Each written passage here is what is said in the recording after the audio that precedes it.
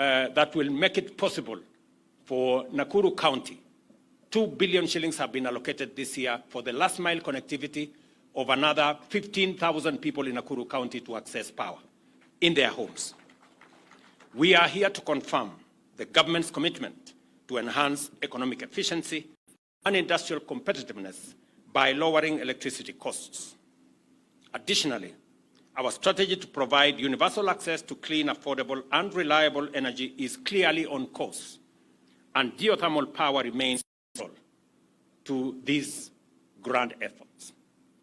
Given the continually rising fossil fuels and the intensifying threat of climate change, investing in renewable energy is efficient, prudent, and sustainable.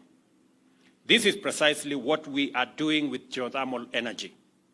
Upon completion, this plant will generate affordable power at Kenya shillings 8 cents per kilowatt hour, significantly lower than the cost of fuel alternatives, including fossil fuel. Investors like Or Power 22 exemplify the value of government-private sector collaboration in attracting foreign direct investment and creating employment opportunities for our young people. And it is important for me and instructive for me to say that the investment we've come to launch here today is not funded by the government of Kenya. This is an investment by the private sector. They are going to put their money, 12 billion shillings, into this project, generate energy, and we will buy the energy from them. It is the exemplification of private-public partnership. To unlock the resource we have here, we need the private sector to invest. And with their investment, we get the energy. With their investment, we create jobs.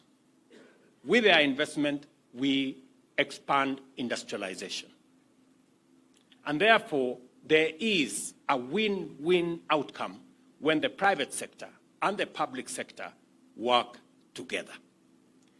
Many people would have expected us as government to borrow money and come and invest in this facility.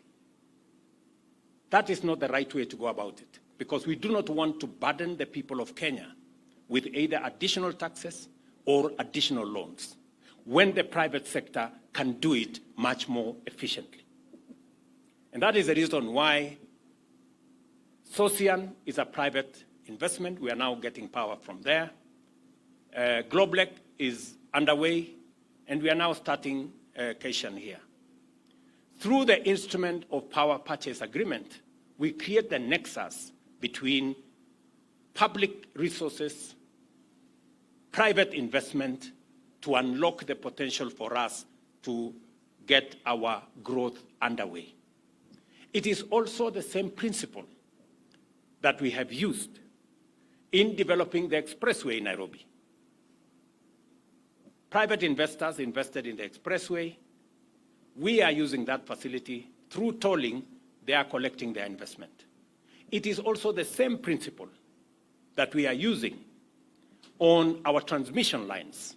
I am very happy that for the first time in Kenya today, we will have a transmission line from here in Menengai that will go to Olkalau, that will go to Nanyuki, supply power to that region all the way to Meru. They will, for the first time, access geothermal power from Menengai.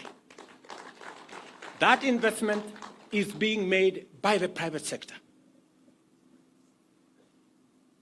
The Adani Group are investing in the transmission line. Their money, 95 billion. We would have otherwise gone to borrow that money, burden the people of Kenya. This is now a private sector investment, the same way Keshan here is a private sector investment, the same way Socian is a private sector investment.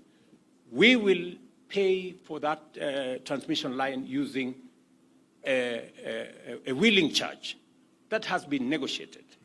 And it is important for us as a nation to appreciate that a partnership between public and the private sector gives us a win-win outcome where we can deliver public services and public goods using the efficiency of the private sector, investment of the private